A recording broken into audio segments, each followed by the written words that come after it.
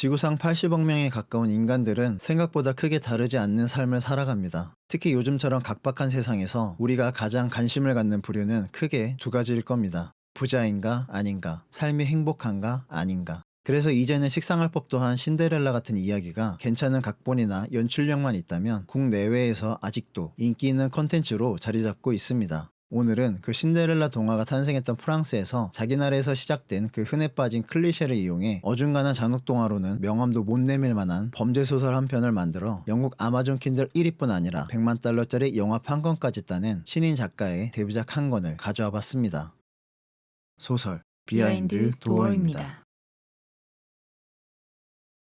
옛날에 도시와는 멀리 떨어진 시골에서 한 소년이 살고 있었습니다. 소년은 강하고 힘센 아버지가 두려웠고 자신을 따뜻하게 대해주는 어머니를 사랑했습니다. 하지만 소년이 철이 들 무렵부터 아버지로부터 자신을 지켜줄 수 없었던 나약하고 쓸모없고 무능력한 어머니를 소년은 경멸하기 시작했습니다. 그리고 언제나처럼 아버지가 어머니를 컴컴한 지하실에 가두고 학대하던 모습을 지켜보던 중 어머니의 입을 통해 울려 퍼지던 공포심이 갑자기 그 어떤 음식보다 좋은 향을 풍기며 그의 영혼을 배부르게 했고, 그 순간부터 공포의 대상이었던 아버지는 그에게 존경의 대상이 되었습니다.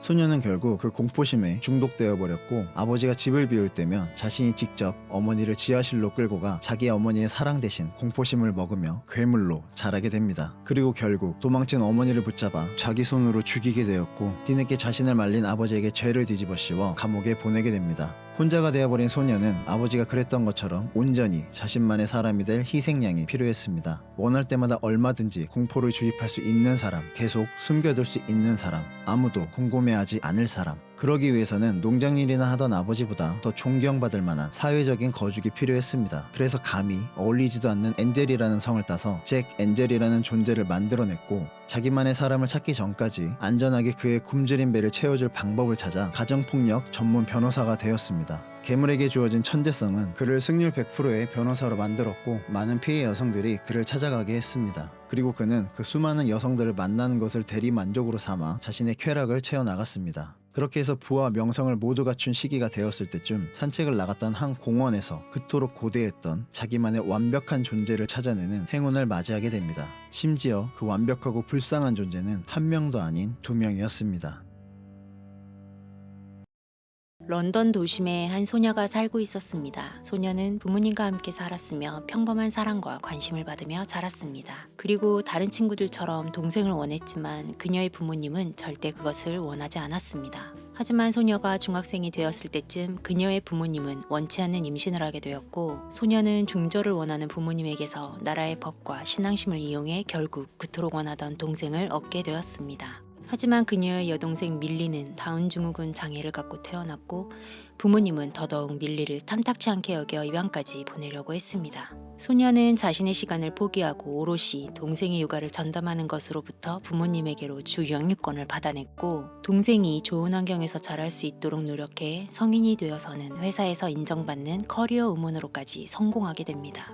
그 덕분에 밀리는 정말 좋은 환경의 기숙학교에 들어갔고, 밀리의 언니 그레이스는 휴일마다 사랑하는 여동생 밀리와 데이트를 했습니다. 하지만 그 덕에 그녀가 벌어들이는 돈에 비해서는 넉넉하지 못한 생활을 살아가야 했고, 그동안 만난 연인들이 밀리의 존재를 알고서는 도망치듯 떠나가 버리는 바람에 마음이 아팠지만, 그래도 그녀에게 밀리보다 소중한 것은 세상에 존재하지 않았습니다. 그리고 그레이스는 밀리와 자주 다니던 공원 산책로에서 모든 여성의 눈길을 끄는 한 남성을 발견하게 됩니다. 그리고 그 남자가 자신들을 발견하는 것을 시작으로 그녀들의 삶은 다시 없을 불행에 발을 들이게 됩니다. 소설은 동화에나 나올 법한 아름다운 저택에서 완벽한 부부가 된 잭과 그레이스가 손님들을 맞이하는 것을 시작으로 연극 같은 이야기를 써내려 합니다. 그리고 이들의 대화 속에서 악질적인 방향으로 발휘된 잭의 천재성은 그 어떤 육체적 폭행도 없이 정신적으로만도 그레이스의 공포를 원하는 만큼 취해갑니다. 제가 첫 영상에서 소개해드렸던 소설 죽여 마땅한 사람들의 릴리와 잭이 만났다면 어땠을지 상상해봤습니다. 개인적으로는 둘이 만나는 장면만으로도 독자의 입이 바짝 마르는 연출력이 나왔겠다 싶을 만큼 여타의 흔한 사이코패스와는 그 존재감이 특별했던 것 같습니다.